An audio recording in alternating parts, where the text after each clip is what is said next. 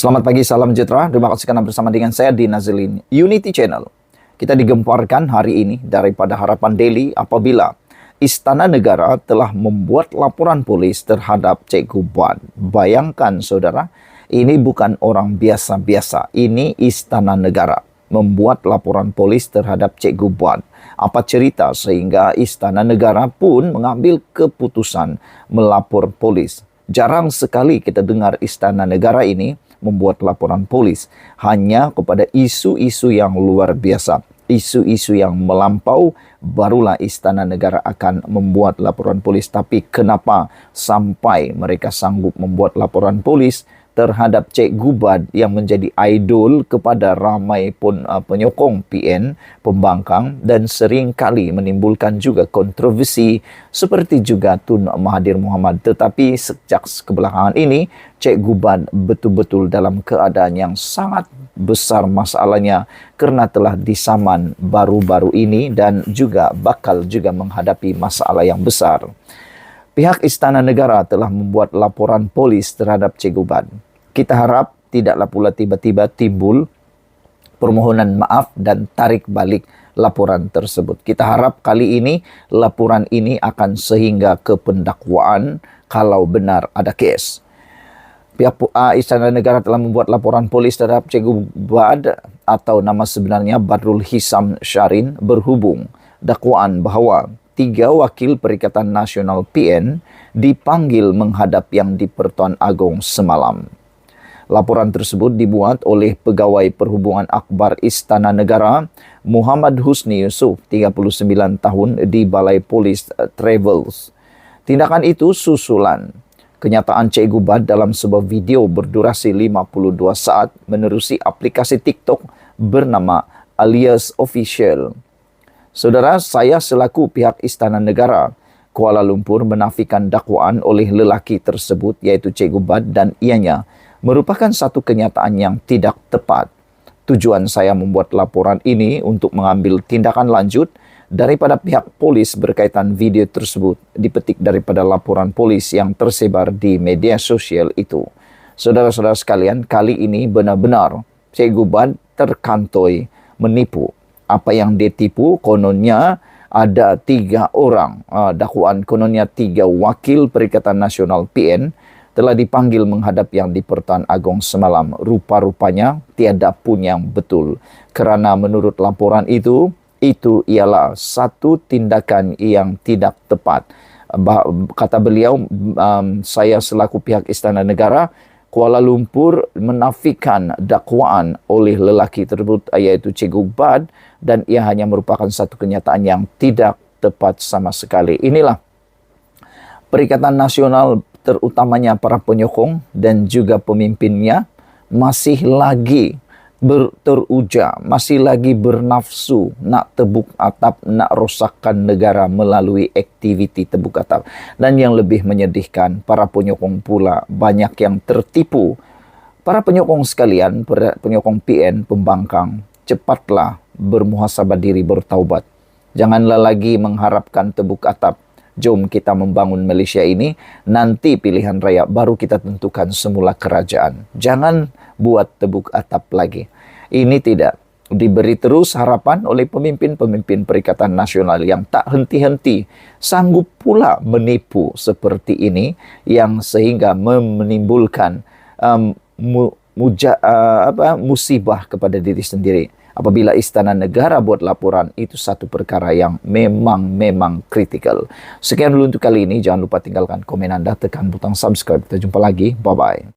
Selamat pagi, salam sejahtera. Terima kasih Anda bersama dengan saya di Nazilin Unity Channel. Saudara-saudara sekalian, di saat subuh yang luar biasa ini, kita dikejutkan pula dengan kenyataan terkini, yaitu debat antara Rafizi Ramli dan Radzid Jidin. Apa yang akan jadi selepas ini? Dikabarkan Rafizi Ramli sedang mencari, menyeru, bahkan mencabar mana-mana pemimpin Perikatan Nasional yang benar-benar berani. Bahkan aktivis-aktivis pro Perikatan Nasional, TikTokers yang sibuk nak mengecam Rafizi Ramli, dijemput oleh Rafizi Ramli untuk membakar beliau sendiri. Beliau sedia untuk dibakar, kalah atau sebagainya. Namun demikian, masih tidak ada seorang pun yang muncul daripada Perikatan Nasional maupun aktivis, tiktokers atau apa sekalipun muncul berani untuk berdebat dengan Rafizi, termasuklah Cikgu Buad, YB Viral dan sebagainya diseru oleh Rafizi, tapi tiada satu pun yang mahu tampil untuk membakar Rafizi Ramli. Hari ini diberitakan Rafizi pula mengharap supaya Razi Jidin hadir untuk membakar menteri atau membakar Rafizi Ramli. Jadi adakah Razi Jidin akan berani seperti yang dia lakukan di dalam Dewan Rakyat apabila beliau menjerit-jerit menyatakan tarik balik, tarik balik, tarik balik?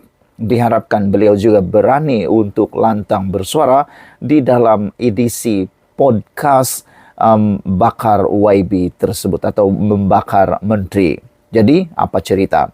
Menteri Ekonomi Rafizi Ramli sangat berharap agar bekas Menteri Pendidikan Datuk Dr. Razi Jidin menerima jemputan untuk hadir dalam siaran podcast yang bakar Menteri YBM. Harapan timbalan Presiden PKR itu ialah susulan dakwaan Razi Jidin kononnya ekspor Malaysia jatuh selama 10 bulan berturut-turut. Kata Rafizi, saya sangat-sangat berharap Razi Jidin sudi terima jemputan untuk hadir dalam yang membakar YB atau menteri yang seterusnya. Ini peluang untuk hentam saya. Cukup-cukup pasal prestasi ekonomi dan pendekatan kerajaan sekarang. Katanya menerusi hantaran di aplikasi X. Menjadi persoalan kepada kita semua ialah sejauh mana Razi Jidin akan berani menyahut cabaran ini, ataukah Razi Jidin juga seperti tiktokers yang lain hanya berani meluahkan perasaan di media sosial atau di laman-laman X. Dalam masa sama, Rafizi secara sinis berkata kehadiran Razi turut memberi peluang kepadanya untuk bertanyakan mengenai legasi ahli Parlimen Putrajaya itu sewaktu berada dalam kerajaan persekutuan. Ia juga bagi peluang kepada saya tanya pasal learning loss pelajar-pelajar Malaysia yang menjadi legasi beliau semasa dia jadi Menteri Pendidikan Perli Rafizi. Terdahulu, Razi Jidin yang juga naib Presiden Parti Pribumi Bersatu Malaysia Bersatu berkata, kali terakhir ekspor jatuh selama lebih 10 bulan berturut-turut adalah 15 tahun yang lalu. Sehubungan itu, dia yang menggelar Kerajaan Madani pimpinan Datuk Seri Anwar Ibrahim sebagai Kerajaan Madanon menemplak agar tidak sembang deras.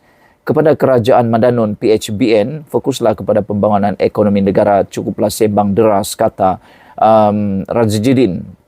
Kepada yang dok sibuk nak berdebat tu, cukup-cukuplah terbawa-bawa nostalgia zaman sekolah dan feel masa jadi pembangkang dulu, kata beliau.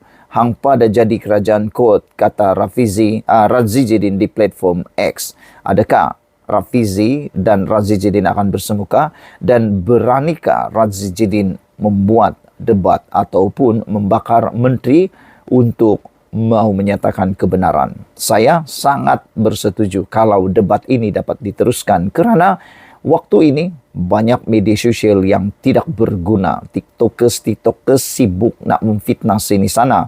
Jadi satu cara untuk mengetahuinya benar atau tidak ialah memberikan masa untuk mereka bersemuka satu lawan satu. Baru kita tahu siapa yang ada fakta, siapa yang sembang deras, siapa yang sembang kari.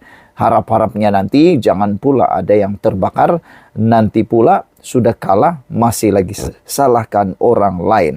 Sekian dulu untuk kali ini. Jangan lupa tinggalkan komen Anda, tekan butang subscribe. Kita jumpa lagi. Bye-bye.